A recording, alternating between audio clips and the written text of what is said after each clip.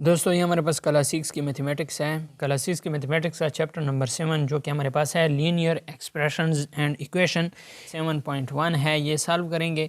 Exercise 7.1 में हमारे पास question number 1 है, identify the following as algebraic equations or expression, कि इनमें आप बताएं कि इनमें हमारे पास इक्वेशन कौन सा है और एक्सप्रेशन कौन सा है।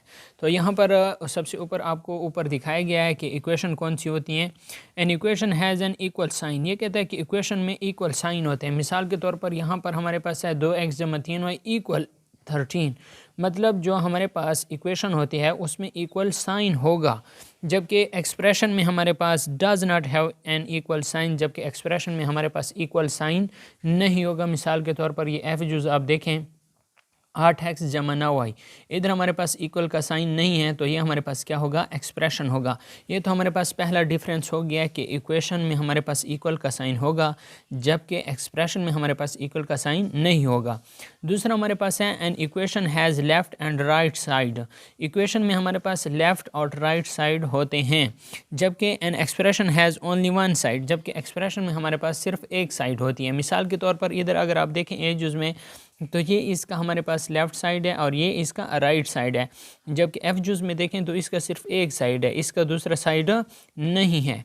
इसके बाद तीसरे हमारे पास अगर आप डिफरेंस देखें तो ये हमारे पास कहता है equation are true for some, equation कुछ के लिए सही होती है, जबकि expressions are true for all values of the variable, जबकि एक्सप्रेशन हमारे पास उन तमाम वैल्यू के लिए सही होती है जो हम इसमें पुट करते हैं।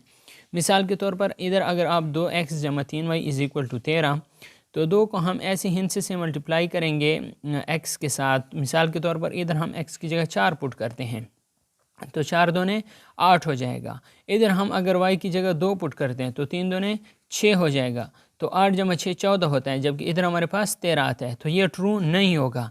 उसके बाद फिर हम x के लिए 3 पुट करते हैं, ठीक है, 2 3 6, और इधर हम इसके लिए y के लिए 2 पुट करते हैं, तो 3 दूने 6, तो ये 6 और 6 12 हो जाएगा, जबकि इधर हमारे पास 13 है, तो ये भी हमारे पास ट्रू नहीं होगा।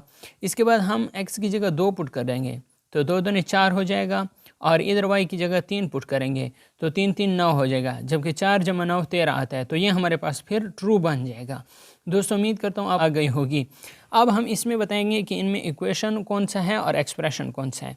तो ये जो ए है ये इसमें इक्वल का साइन भी है और ये हमारे पास इक्वेशन है, जबकि बी इसमें भी इक्वल का साइन है, ये भी हमारे पास इक्वेशन है।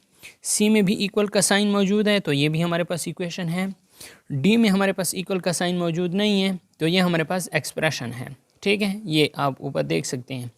तो इसमें हमने इक्वेशन और एक्सप्रेशन का बताना है। ई में हमारे पास इक्वल का साइन मौजूद है, तो ये हमारे पास इक्वेशन है।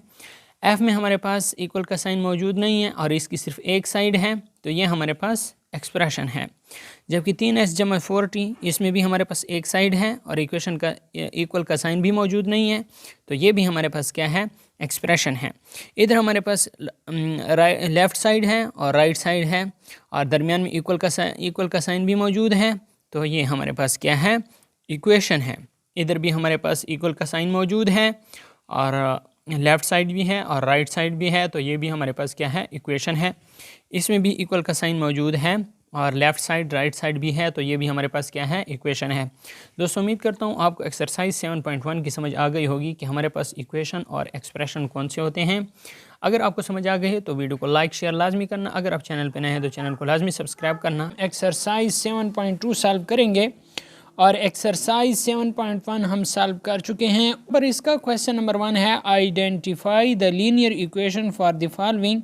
इनमें आप लीनियर इक्वेशन की शिनाख्त करें कि इनमें हमारे पास लीनियर इक्वेशन कौन सी है। यहाँ पर अगर आप देखें लीनियर इक्वेशन की तारीफ़, तो ये हमारे पास लीनियर इक्वेशन लिखा हुआ है और इसकी तारीफ़ ये है कि a linear equation is an algebraic equation where the highest power of the variable involved is 1। तो लीनियर इक्वेशन में हमारे पास जो हाईएस्ट पावर होगी वो हमारे पास दोस्तों 1 होगी।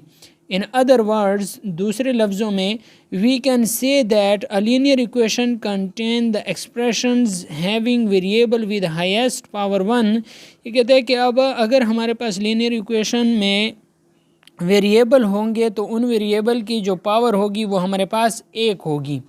यहाँ पर अगर आप देखें z-4 इज़ इक्वल टू 4, ये हमारे पास लीनियर इक्वेशन है क्योंकि z की पावर 1 है। 3y जमा 2 इज़ इक्वल टू 12, यहाँ पर हमारे पास y की पावर 1 है। और 3s इज़ इक्वल टू 6, तो यहाँ पर हमारे पास s की पावर 1 है। तो ये हमारे पास क्या है, लीनियर इक्वेशन हैं। दोस्तों यहाँ पर ये देखें, ये कहता है कि ये हमारे पास लीनियर इक्वेशन नहीं है क्योंकि इनमें हमारे पास जो वेरिएबल की पावर है वो हमारे पास 2 है। Now look the following equation, in equation को देखें। 2x की 2 जमा 3 इज इक्वल टू 4x, तो इधर तो x की पावर 1 है लेकिन इधर हमारे पास x की पावर 2 है। तो ये हमारे पास लीनियर इक्वेशन नहीं है क्योंकि हमारे पास ये कहता है कि लीनियर इक्वेशन में हमारे पास जो पावर होगी वो 1 होगी। नेक्स्ट हमारे पास है 3x की 3 जमा 1 इज इक्वल टू 9, तो ये भी हमारे पास लीनियर इक्वेशन नहीं है। Here each equation has variable which have power greater than 1, ये कहता है कि इधर जो हमारे पास वेरिएबल हैं तो उनकी जो पावर है वो 1 से ज़्यादा है। So these equation are not linear equation, इसलिए ये जो इक्वेशन है ये हमारे पास लीनियर इक्वेशन नहीं होंगी। तो अगला हमारे पास हम ये है, इसका जो दूसरा टॉपिक है ये कहता है linear equation in one variable. ये हमारे पास एक वेरिएबल है, इधर p है, इधर x है और इधर a है। तो इधर हमारे पास वेरिएबल 1 है और ये हमारे पास लीनियर इक्वेशन भी है और इसकी पावर भी 1 है। और अगला कहता है कि हमारे पास अगर ये कहता है each of this equation has only one variable, so these are linear equation in one variable. So इसे हम क्या कहेंगे, लीनियर इक्वेशन एक वेरिएबल का। Now look at the following equation, ये कहता है कि अब इन इक्वेशन को देखें कि a जमा 2b जमा 3 इज इक्वल टू 4 और b हमारे पास है m जमा 9n मनफी 6 p is equal to 20। Each of this equation has more than one variable, ये कहता है कि इनमें हमारे पास जो वेरिएबल हैं वो एक से ज़्यादा हैं। मिसाल के तौर पर इधर तो सिर्फ p था लेकिन इधर हमारे पास a b 2 वेरिएबल हो गए और इसमें तो 3 वेरिएबल हैं। ये कहता है कि so these linear equation are not in one variable, इसलिए हम इसे ये कहेंगे कि ये हमारे पास एक वेरिएबल वाले लीनियर इक्वेशन नहीं है बल्कि इनमें हमारे पास वेरिएबल एक से ज़्यादा हैं। Each of these equation has more than one variable, तो इनमें हर एक इक्वेशन के एक से ज़्यादा वेरिएबल हैं। So these linear equation are not in one variable, so इसलिए हम इन्हें कहेंगे कि ये हमारे पास एक वेरिएबल वाली इक्वेशन नहीं है। अब हम एक्सरसाइज 7.2 सॉल्व करते हैं और इस एक्सरसाइज में कहा गया है कि इनमें कौन सी लीनियर इक्वेशंस हैं। तो इधर देखें, ये हमारे पास y की भी 1 है और x की भी पावर 1 है, तो इसलिए ये हमारे पास लीनियर इक्वेशन होगी। ये जो b है इसकी x की पावर 3 है, जो एक से ज़्यादा पावर जिसका होगा वेरिएबल का तो वो हमारे पास लीनियर इक्वेशन नहीं होगी। तो इसलिए ये b के सामने हम लिखेंगे कि ये हमारे पास लीनियर इक्वेशन नहीं है। y बटा 2 इज इक्वल टू 3 मनफी x, तो वेरिएबल की पावर 1 है, इधर y की पावर भी 1 है और x की पावर भी 1 है, तो इधर हमारे पास ये लीनियर इक्वेशन होगी। अगर हम इधर देखें तो इधर y की पावर 3 है, तो ये हमारे पास लीनियर इक्वेशन नहीं है क्योंकि इधर y की पावर 3 है जबकि हमें ज़रूरत y की पावर 1 है, तो इसलिए ये हमारे पास लीनियर इक्वेशन नहीं होगी। जो हमारे पास जो पार्ट d है तो ये हमारे पास लीनियर इक्वेशन नहीं है। अगला हमारे पास x बटा 2 इज इक्वल टू 16, तो ये भी हमारे पास लीनियर इक्वेशन है क्योंकि इधर x की पावर 1 है। 3 मनफी y की 3 इज इक्वल टू 16, तो ये भी हमारे पास लीनियर इक्वेशन नहीं है क्योंकि इधर हमारे पास y की पावर 3 है। और ये भी हमारे पास लीनियर इक्वेशन है क्योंकि इधर y की पावर 1 है और z की पावर भी 1 है। और इधर अगर आप देखें तो ये भी हमारे पास लीनियर इक्वेशन है क्योंकि x की पावर 1 है। सो दोस्तों, उम्मीद करता हूँ आपको एक्सरसाइज 7.2 की मुकम्मल समझ आई होगी। अब अगले हमारे पास जो क्वेश्चन नंबर 2 है, ये कहता है right at least 5 linear equation in one variable. ये कहता है कि आप कम अज़ कम 5 लीनियर इक्वेशन लिखें जिसमें हमारे पास एक वेरिएबल हो। तो ये इसके एग्जांपल है, p मनफी 7 इज इक्वल टू 9, ये एक हो गया। 2x इज इक्वल टू 8, ये दूसरा हो गया। 5 है जमा 2 इज इक्वल टू 32, ये तीसरा हो गया। और चौथा अगर आप लिखेंगे 4a जमा 9 इज इक्वल टू 13 और 5वां लिखेंगे 5b जमा 3 इज इक्वल टू 13, तो ये हमारे पास क्या हो जाएंगी, लीनियर इक्वेशन हो जाएंगी जिसका वेरिएबल 1 होगा। सो दोस्तों, ये हमारे पास एक्सरसाइज 7.2 कंप्लीट सॉल्व हो गया है। एक्सरसाइज 7.3 सॉल्व करेंगे जो कि हमारे पास है right algebraic expressions for the following phrases. ये जो हमारे पास फ्रेजेस दिए गए हैं इनका हमने अलजेब्रिक एक्सप्रेशंस बनाना है और लिखना है। मिसाल के तौर पर 5 एडेड टू ए नंबर, ये आपने लिखना है कि हम किस तरह इसे लिखेंगे इस फ्रेज को। बी जुज़ है ए नंबर सब्ट्रैक्टेड फ्राम 8, तो ये भी हम क्या करेंगे लिखेंगे। तो इसका सलूशन मैं यहाँ पे आप लोगों के सामने लिखूँगा और ये मेरे पास एक्सरसाइज 7.3 है। इस सारे वीडियो को स्टेप बाय स्टेप देखिएगा तो आपको इंशाल्लाह समझ आ जाएगी। पहला हमारे पास जो ये है जुज़ है 5 एडेड टू ए नंबर, तो इसे हम लिखेंगे कि 5 को एक नंबर में ऐड करेंगे x + 5। अब x की जगह कोई भी आ सकता है वेरिएबल जो आप लेना चाहते हैं, y + 5, z + 5। तो ये हमारे पास क्या हो जाएगा कि हमने 5 को एक नंबर में ऐड किया। दूसरा हमारे पास जो बी जुज़ है ये कहता है कि अ नंबर सब्ट्रैक्टेड फ्राम 8, एक नंबर है जिसे हम 8 से सब्ट्रैक्ट करेंगे, 8 - x लिखेंगे कि 8 - x के एक नंबर है उसे हम 8 से सब्ट्रैक्ट करते हैं। दूसरा जो हमारे पास सी जुज़ है ये हमारे पास है 20 डिक्रीज्ड बाय ए नंबर। 20 डिक्रीज्ड, जब इंक्रीज़ होगा तो उसमें हम जमा लिखेंगे, जब डिक्रीज़ होगा तो मनफी लिखेंगे। तो 20 डिक्रीज्ड बाय ए नंबर, तो हम क्या करेंगे उस नंबर से 20 मनफी करेंगे। ठीक हो गया है।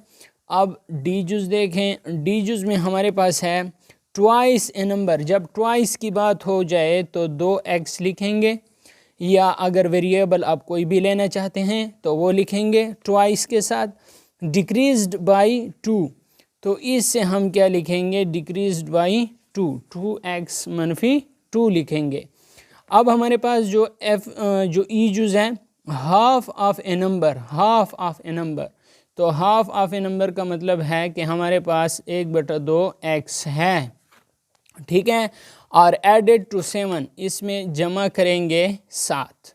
ई के बाद एफ जुज़ हमारे पास है 12 सब्ट्रैक्टेड फ्रॉम द सम, 12 हम मनफी करेंगे जमा से 6 एंड नंबर, हमारे पास 6 आ जाएगा और एक नंबर आ जाएगा, इससे 12 मनफी करेंगे।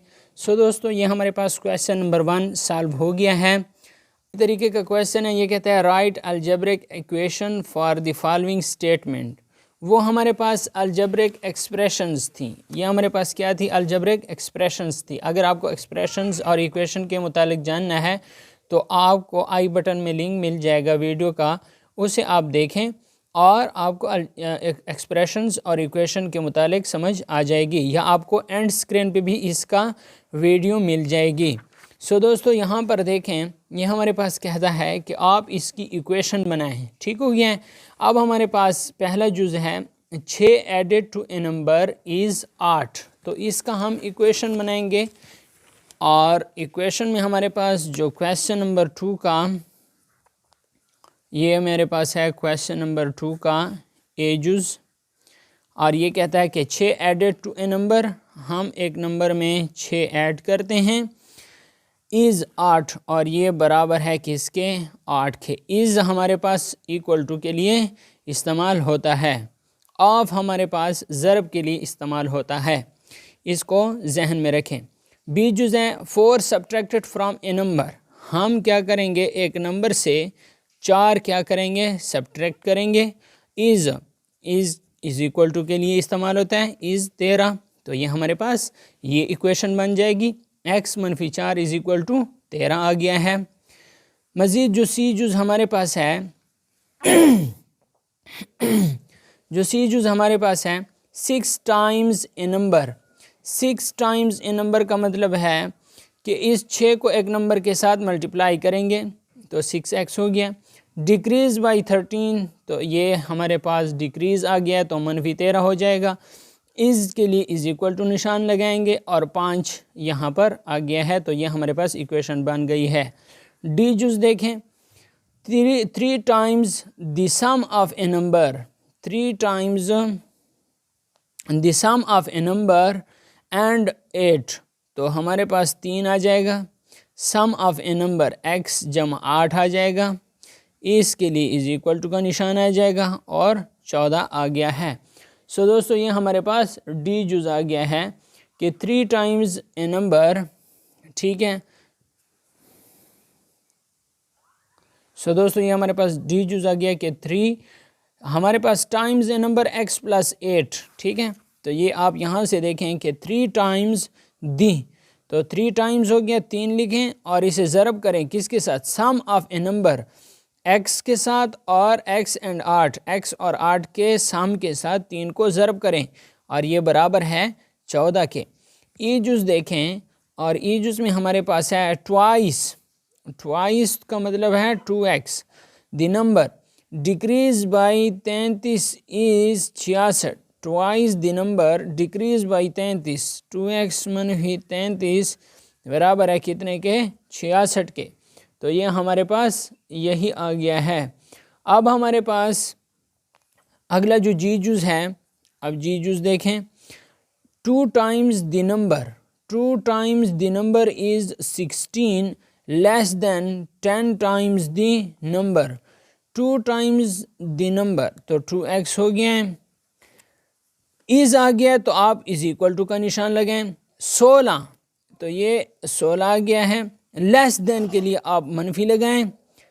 10 टाइम्स द नंबर, तो 10x लगा लें, ठीक हो गया है। अब 2 टाइम्स के लिए 2x हो गया है, इसके लिए इज इक्वल टू का निशान आ गया है। 16 के लिए 16 आ गया। लेस देन डिक्रीज के लिए मनफी का निशान लगाएं। 10 टाइम्स x, तो ये 10 टाइम्स x आ जाएगा। अब एच जुज़ देखें, एच जुज़ में हमारे पास 6 subtract from 5 times a number, ये 5 टाइम्स ए नंबर से हम 6 को क्या करेंगे, सब्ट्रैक्ट करेंगे। इज़ के लिए इक्वल टू का निशान लगाएंगे। तो मोर देन द नंबर आ गया है, तो अब हम क्या करेंगे, x जमा 14 लगा लेंगे। मोर देन इंक्रीज, मैक्सिमम के लिए आप क्या करेंगे, प्लस का साइन लगाएंगे। लेस देन डिक्रीज, आप इसके लिए क्या लगाएंगे, मनफी का साइन लगाएंगे। तो 5x मनफी 6 इज इक्वल टू x जमा 14 आ गया है। अब हमारे पास आई जुज़ है, product of a number and 2 is 26। तो अब हमारे पास जो आखिरी जुज़ है, यहाँ पर हमारे पास आ जाएगा कि इस नंबर का प्रोडक्ट एंड 2, तो हमारे पास 2x इज इक्वल टू कितना आ जाएगा, 26 के। The product of a number and 2, तो नंबर और प्रोडक्ट आपस में क्या करें, ज़रब दें, और ये हमारे पास कितने के इक्वल टू आ गया है, 26 के इक्वल टू आ गया। तो ये हमारे पास क्वेश्चन नंबर 2 कंप्लीट हो गया है। क्वेश्चन नंबर 3 देखें, ये कहता है right the statement for the following algebraic equations. इनके लिए आप क्या लिखें, स्टेटमेंट लिखें।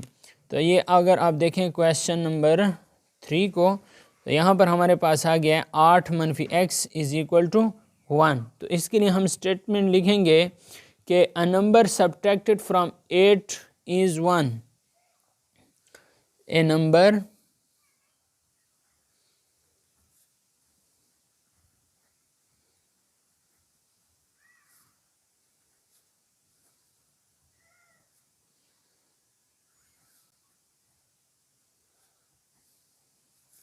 सो ये ए जुज़ की स्टेटमेंट आ गई।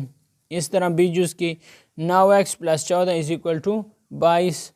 तो ये आप लिखें कि 4 added to 9 times the number is 22। 4 added, आप 4 ऐड करेंगे to 9 times the number is, हमारे पास कितना आ जाएगा, 22। अब इस तरह सी जूज़ देखें, ये सी जूज़ हमारे पास है 3x मनफी 7 is equal to 23। 7 subtracted from 3 times a number, जो हमारे पास पीछे आएगा सब्ट्रैक्टेड में या एडिशन में, तो उसे हम पहले लिखेंगे 7 subtracted from 3 times a number is 23। इस तरह आप डी जूज़ लिखें, x plus 5 is equal to 2x। 5 added to the number is twice the number. तो आप अपने पास नोट करते जाएं, मैं आपको बताता जाऊंगा। ई जूज़ हमारे पास है कि sum of the number subtracted from 6 and twice the number is 8। एफ जूस देखें, a number subtracted from 48 is 7 times the number। ठीक हो गया। अब जी जूस देखें कि 8 subtracted from 4 times the number is twice the number। और एच जूस देखें कि a number divided by 36 is 4 times the number। तो ये हमारे पास 7.3 कंप्लीट सॉल्व हो गया है। दोस्तों उम्मीद करता हूँ आपको वीडियो अच्छी लगी होगी। अगर वीडियो अच्छी लगी तो वीडियो को लाइक शेयर लाजमी करना। अगर आप चैनल पर नए हैं तो चैनल को लाजमी सब्सक्राइब करें। Thanks for watching.